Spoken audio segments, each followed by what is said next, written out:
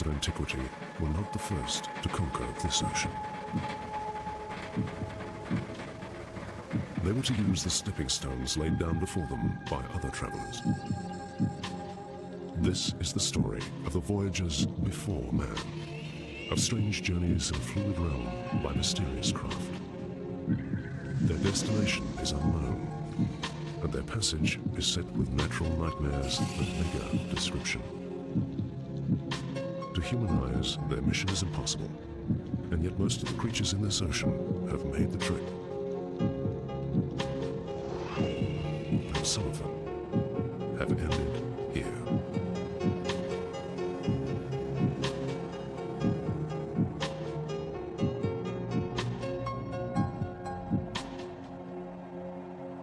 Atoll reefs span the Pacific like great cobbled roads embedded in the oceans.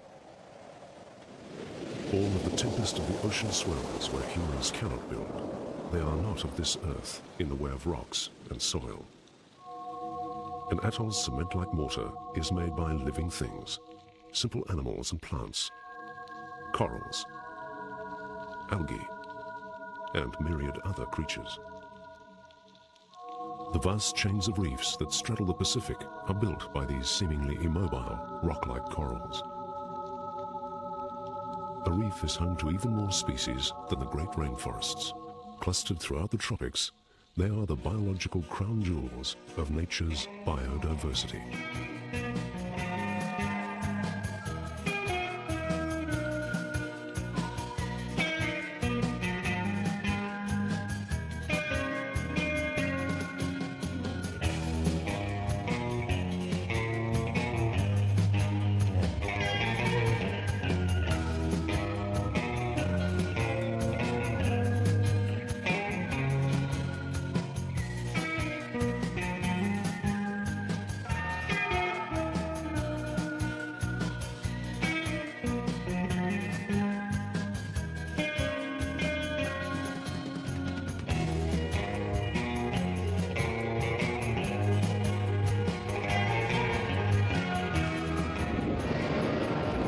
On seaward slopes, the great ocean swells shoulder and buffet the reef.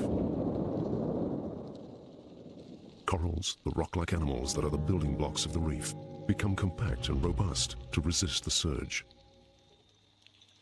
Where the surf breaks, corals give way to pink rinds of stony calcareous algae that are the glue that holds the whole structure together.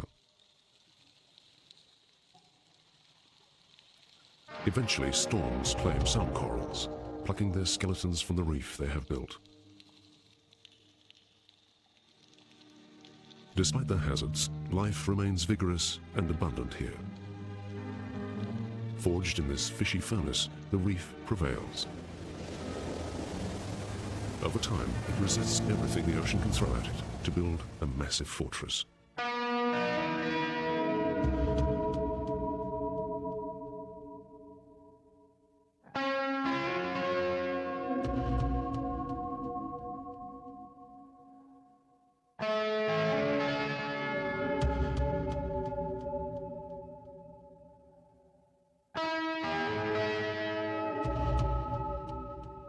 But the corals that succumb play another role.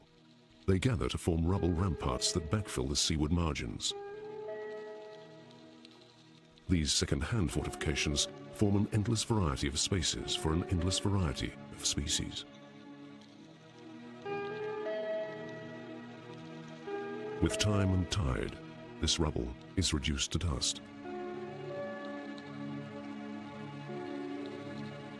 Gradually, it is swept under the great turquoise carpet of the reef's lagoon.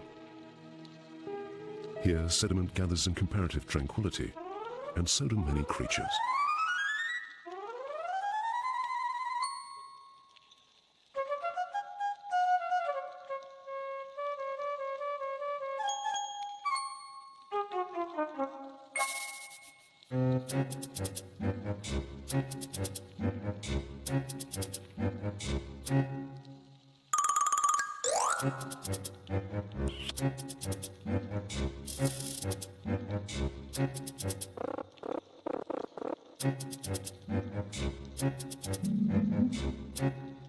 Some live on it, some within it, and and some consume it with a passion. But one thing unites the tens of thousands of species that may be found here. Most of them have come from somewhere else. In every drop of water, in every sea, is plankton. A myriad of fantastic shapes and forms, living their lives unseen. Down here are the plants and animals that run the great life support systems of the planet, the engines of the living Earth. These crystalline particles are plants called phytoplankton. They are small, 100 times smaller than a pinhead, and they're responsible for over 50% of the oxygen on this planet. They are as important, if not more important, than all the forests of the land, in the way they affect the air we breathe. The surface of the ocean is peppered with these incredibly small plants. Each day they gather sunlight, release oxygen, and multiply to produce food for grazers, such as copepods. A copepod is a crustacean, like a shrimp or a crab, specialized to live in the plankton. It dwarfs the plants it eats. Even so, it is smaller, much smaller than a match head.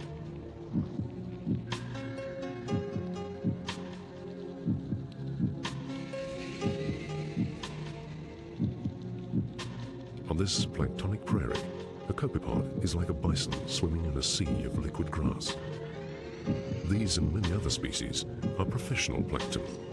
They are plants, grazers, and predators just like any other ecosystem, busily living their tiny lives adrift in the high seas.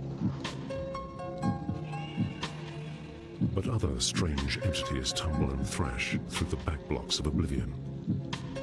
They are on a mission. They are the interstellar voyagers of inner space.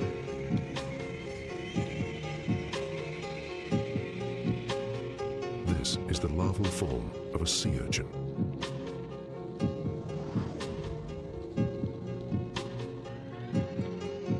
This is a coral larva on its journey to find or found a new reef.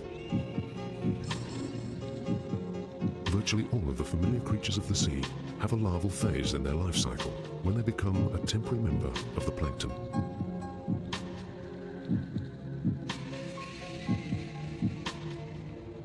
In the vastness of the oceans, their journey to find a new reef seems hopeless, but somehow the creatures in this marvel lottery prevail. This is the story of how simple animals and plants have crossed oceans and constructed empires.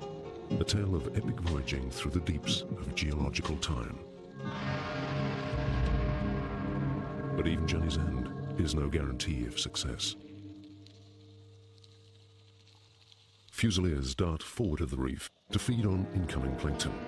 Their forked tails give them the speed and agility to expose themselves to open water. They are an advance guard. Behind them lies the wall of mouths that the reef presents to the sea. The most densely packed array of interconnected life on the planet. The plankton bathing the reef are the invisible life support system that underpins all this bounty. They package sparse nutrients from a bland ocean into food parcels and import them to the reef as bite-sized morsels for those with a taste for them. But even for those who don't, there are benefits.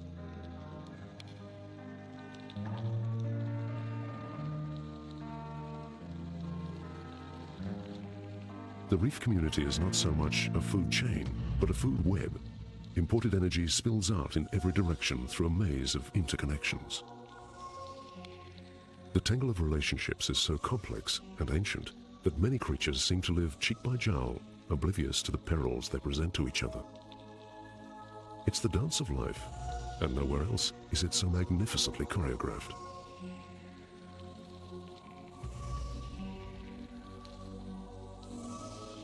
As in the plankton, the roles of grazers, predators, and scavengers all ultimately depend on the bottom rung of the ladder, the plants.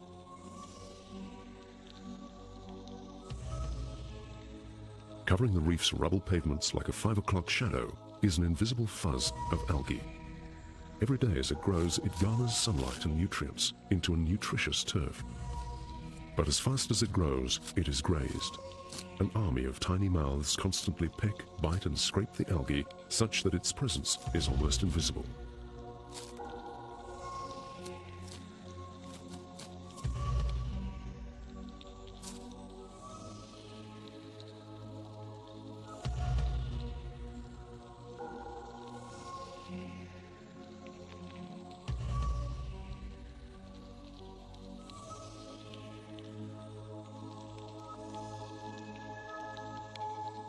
But there are places where the reef lets its algal hair down. Some damselfishes have become farmers. They tend the algae within their territory, protecting it from the madding crowds and picking the best of the crop for themselves.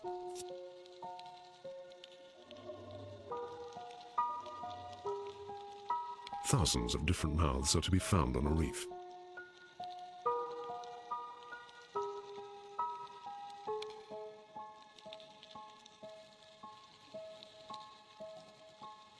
But only some of them graze on algae.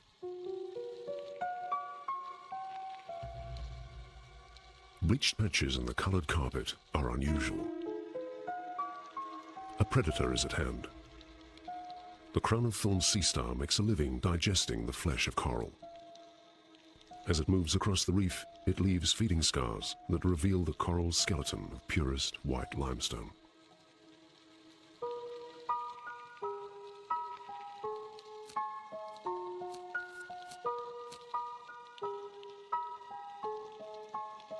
Fishes are to be found in seemingly endless variety on a reef, their bodies having evolved to investigate every opportunity open to them. The tough, stony leather of the pincushion sea star is no match for the muscled mouth of the Titan triggerfish.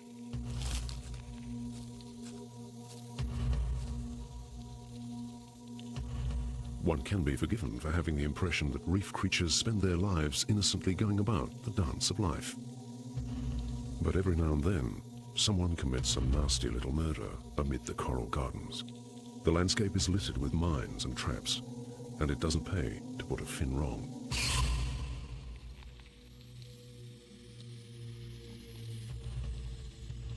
In the middle of the day, everyone seems to be on their best behavior, but as the light begins to fail in the late afternoon, predators become active.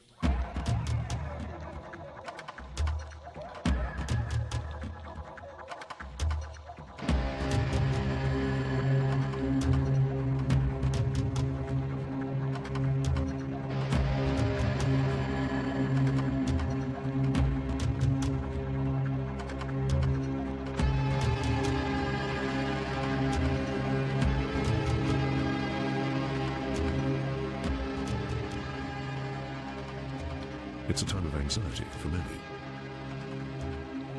as the pace of the dance speeds up.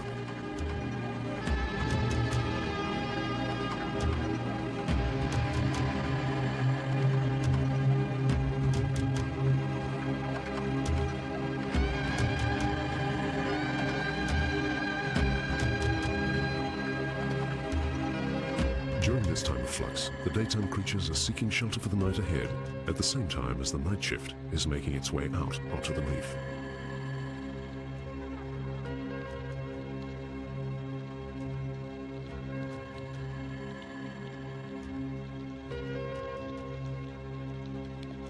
Few fish are active at night, most preferring to sleep in caves and crevices among the coral.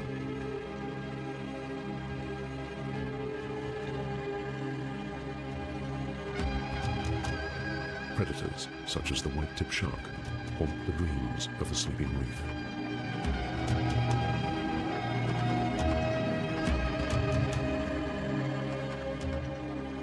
The firefish also stalks the lagoon floor for sleeping fish.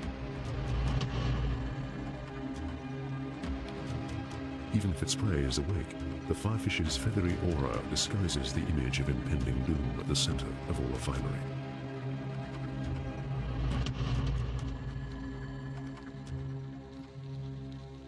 But there are other monsters in this nightmare. Some creatures have no need for light. They hunt by smell. A cone snail, a marvel of biological engineering, tastes the water for the odor of sleeping fish. Imagine something the size of a Volkswagen has emerged from the lawn outside your house.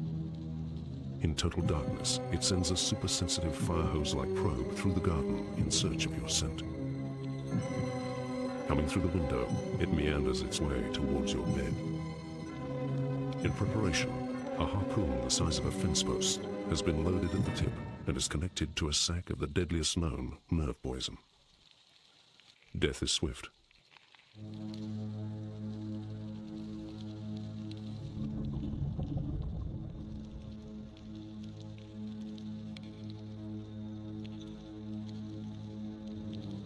The cone snail returns to its lair.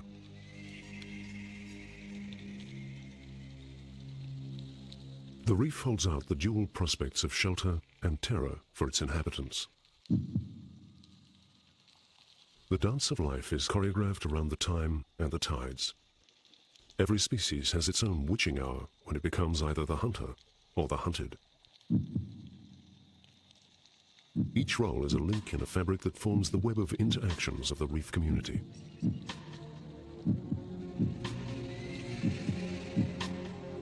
In this way, the microscopic morsels of plankton and the nutrients they bring are shared around the reef.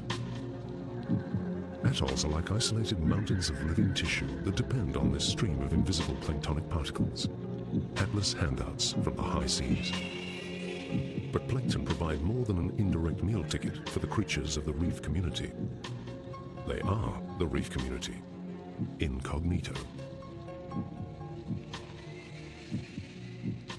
After drifting for an empty eternity, arrival at a reef is the final stage in a great journey of survival for a coral larva. This is how marine creatures establish themselves throughout the oceans. But before they can fulfill their destiny, they must pass one last test.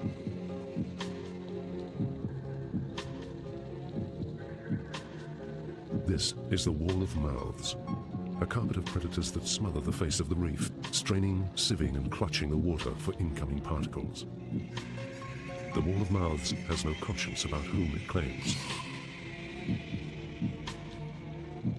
But some larvae make it through and begin a remarkable transformation. After weeks, sometimes months as plankton, they begin to take on their adult form. This is the coral polyp at work. The lifeboat phase of its life cycle is over. Now comes the task of empire. Cloning is rare among land animals, but for those settled on the sea floor, it is the path to permanence. By making identical copies of itself, an individual polyp can grow to control the space around it, as a colony.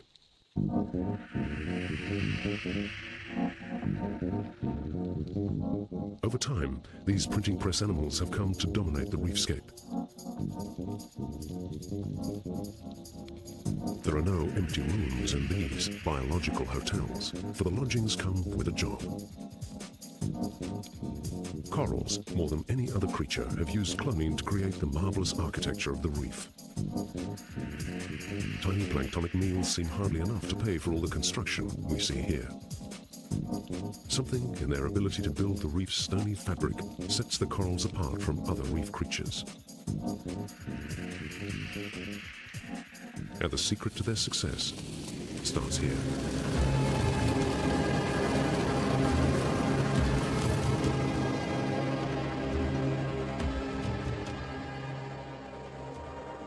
Eight and a half minutes from the sun at the speed of light is the planet Earth. And every day the Pacific Ocean basks. Bathed in the boundless free energy of sunlight, the reef is hard at work. The humble coral, a brainless tube with a ring of plankton-stinging tentacles, is responsible for one of nature's great evolutionary achievements, the fusion of animal with plant. The coral polyp animal contains tiny plant cells dispersed through its tissue. Solar energy filters through and is captured by these plant cells. They thrive on a diet of sunlight, carbon dioxide, and animal wastes. In return, the plant cells release oxygen and leak sugars. They are like land plants living inside an animal. It's the perfect recycling system that combines both plant and animal engines, giving the coral energy to burn, energy to build.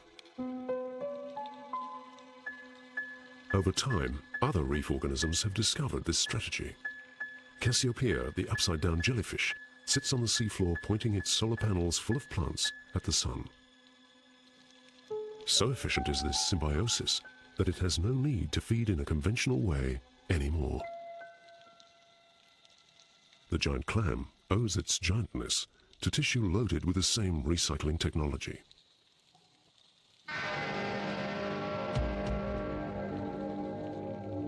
But overall, it's the coral clam that has built this reef. The energy excess created by having a plant living inside an animal, combined with the ability to clone, has made them the great construction specialists of the oceans.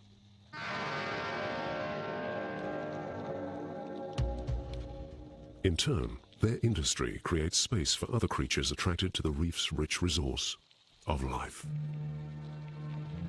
In the vastness of the oceans, a reef seems to act as a biological magnet that attracts and adapts species over time.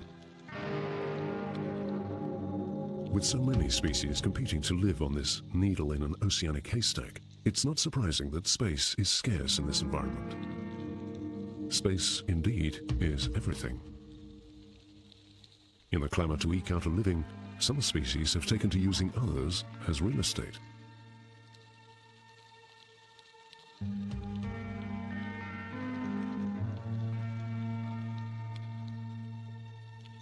The algae that drive the coral construction powerhouse are intimately woven into the very chemistry of a coral's lifestyle. They live together in a relationship called symbiosis, and for the corals, this relationship has tangible ecologic benefits. On a reef, many creatures live together, but the terms of the deal struck for shared lodging varies. We often think of species in competitive terms, survival of the fittest, but there are other ways to make a living. When creatures live together, the line between predator and prey is blurred. Some are just coming along for the ride. Creatures like the tireless burrowing shrimps seem to be almost domesticated in the service of the guardian goby. Others, however, are just plain parasites. The damselfish has nothing to gain from the liaison with this blood-sucking fish louse.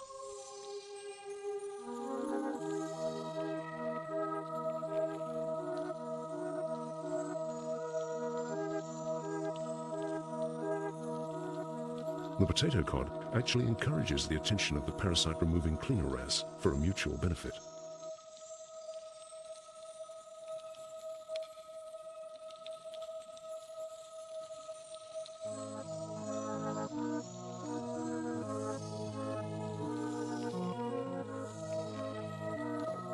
An anemone's stinging tentacles may be home to more than just clownfish.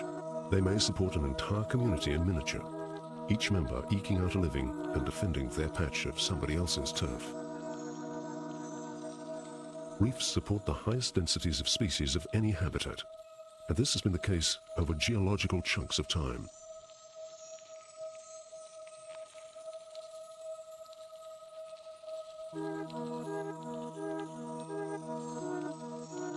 Here, life has learned to live with itself. Creatures have become homes in their own right, and the depth of their intimacies knows no bounds.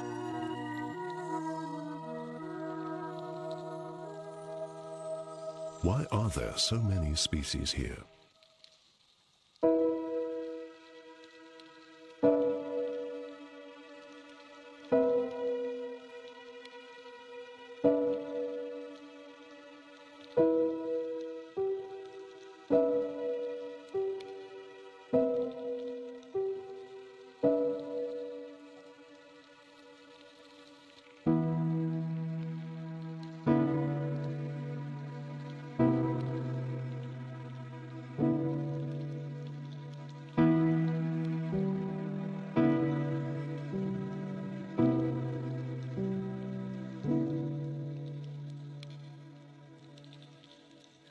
For those creatures surrounded by empty ocean, a reef is the only game in town.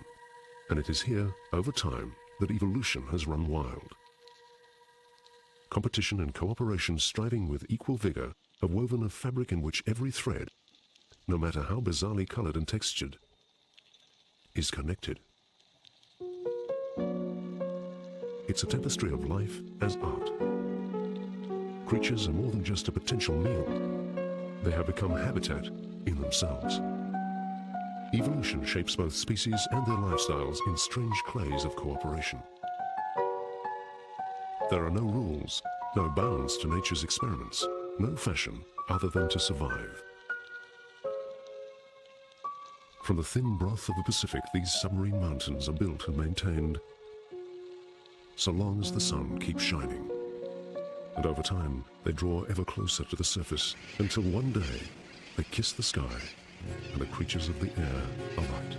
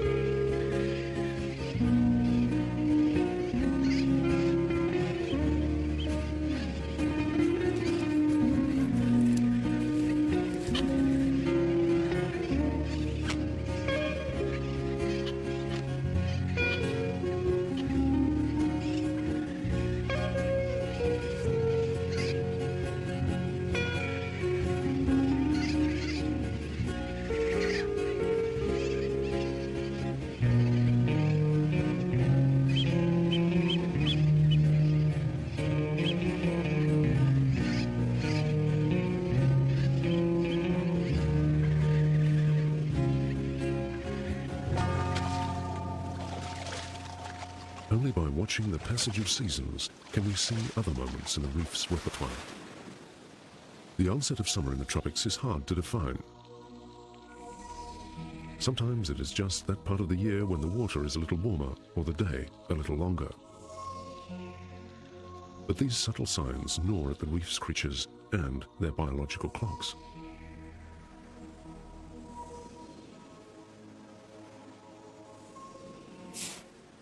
An egg-bound green turtle strains under a newfound sense of gravity to build a nest.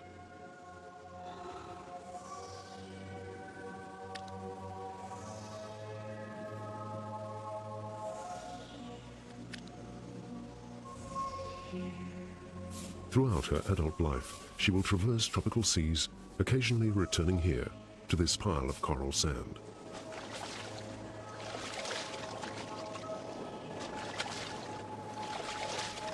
In this desolate ocean, without the reef and the skeletal remains of its creatures, there would be no sand, no island, no place for turtles like these.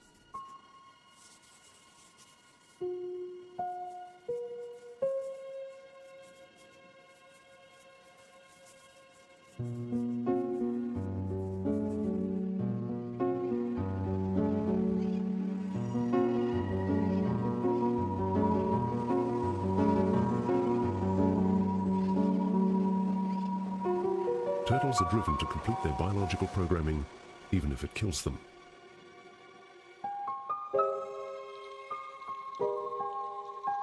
The tides of nature continue to ebb and flow.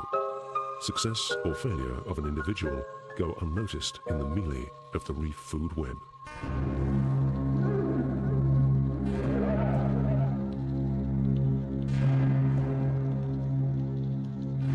Just as turtles are attracted to the reef to nest, so too tiger sharks are attracted to feed.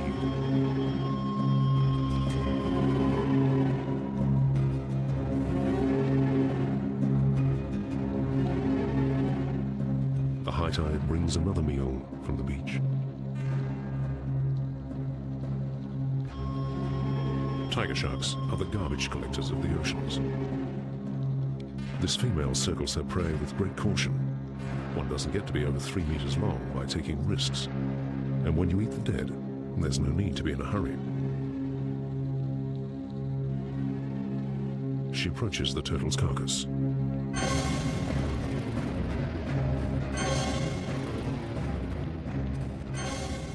Almost lazily, she throws her immense weight behind massive jaws lined with serrated teeth to gouge through the turtle's protective shell.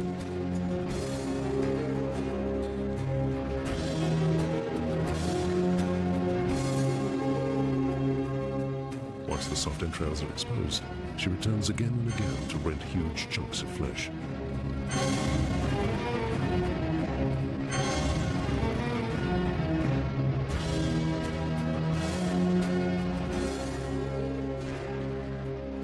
This predator turned scavenger helps energy to flow round and round the reef. But one day, even she will become food for something.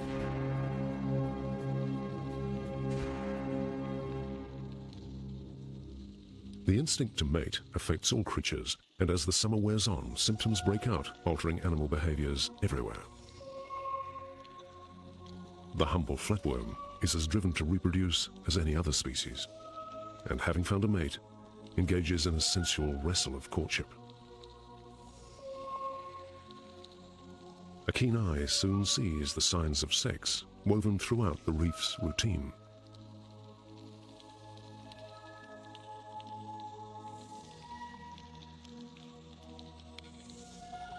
An octopus slinks across the daytime reef. He has found a female who is ready to mate.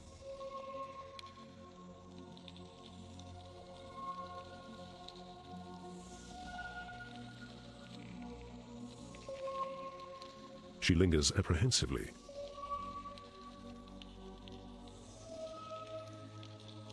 As he fends off territorial damselfish. His approach is cautious. Sex is the final fatal chapter in the short life of an octopus. Neither will see a second season.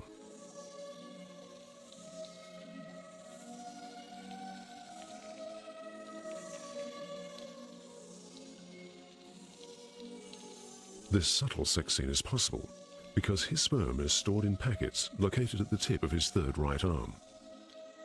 Once deposited inside her mantle, the sperm is kept to later fertilize her developing eggs.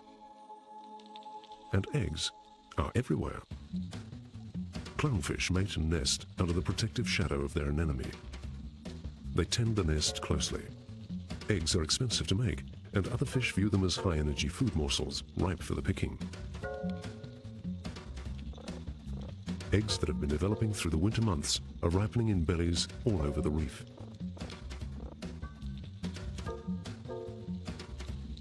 Just where they are laid is as varied as the creatures laying them. A golden damsel guards a sea whip, frosted by her clutch of eggs.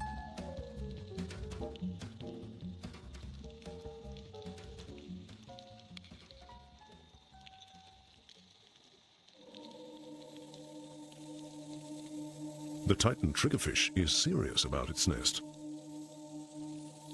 An obsession with lagoonal landscaping is characteristic of triggerfishes, and they are prepared to defend their investment.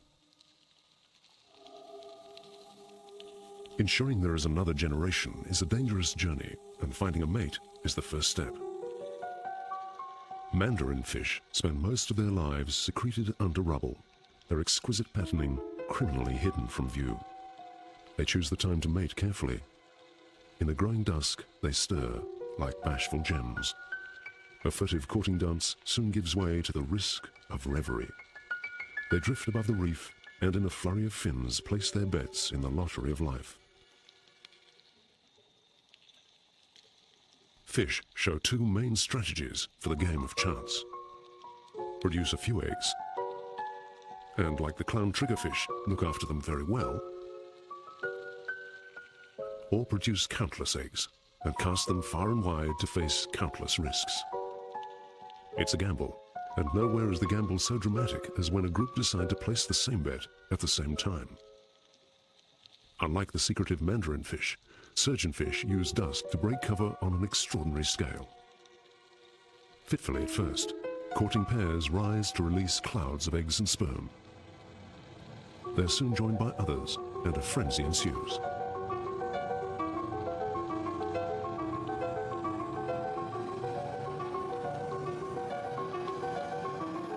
In the fading light, their sex turns the reef's crystal waters opaque with clouds of hope. For them, and millions of others, This is the beginning of the greatest journey never told. And in the growing darkness, other comrades are preparing for the trip. At the going down of this sun, something crucial has silently fallen into place. The final cog has been added to nature's invisible machinery. Immobile creatures all over the reef are stirring. To synchronize their blind date, they use the rhythm of the solar system as their timekeeper. The lengthening days of summer, combined with the moon's gentle gravity, have awoken the reef. The sea cucumber, a sand-sifting denizen of the lagoon floor, stirs with passion. In this endless, maddening summer of sex, each species has a secret biological appointment, known only to their own kind.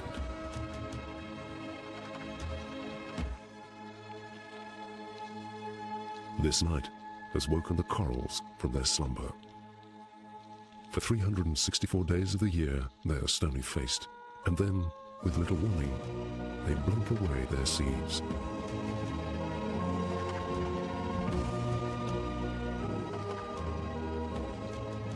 Wave upon wave, the corals spawn. Every individual of each species releasing its eggs and sperm at the same time.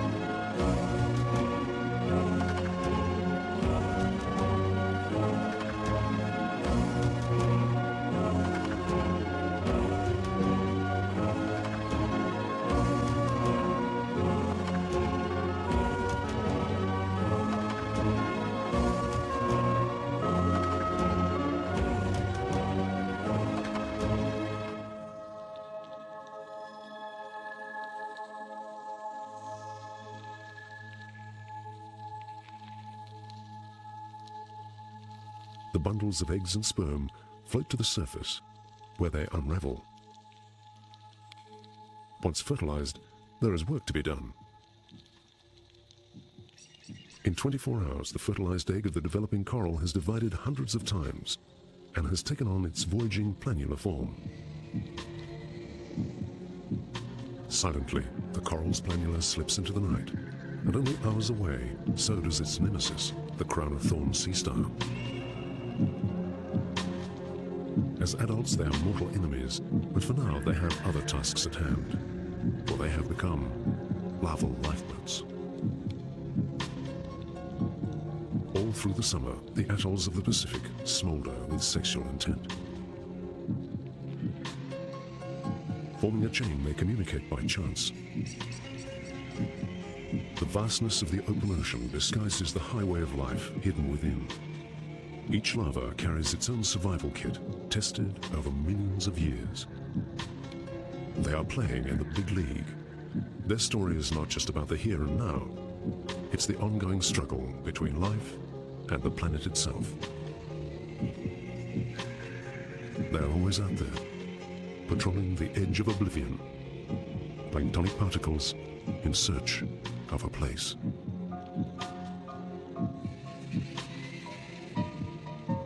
Their mission to find or found a new reef seems hopeless. They may drift for days, weeks, even months.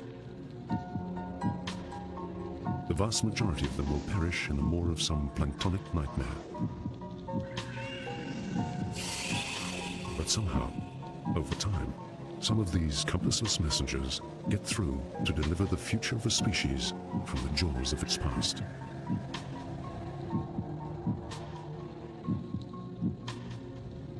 Over millennia, countless planktonic voyages are launched in a bid to conquer the oceans. It's a one-way ticket. None of them ever come back. New outposts are founded and new fortresses built, and these in turn seed even remoter frontiers.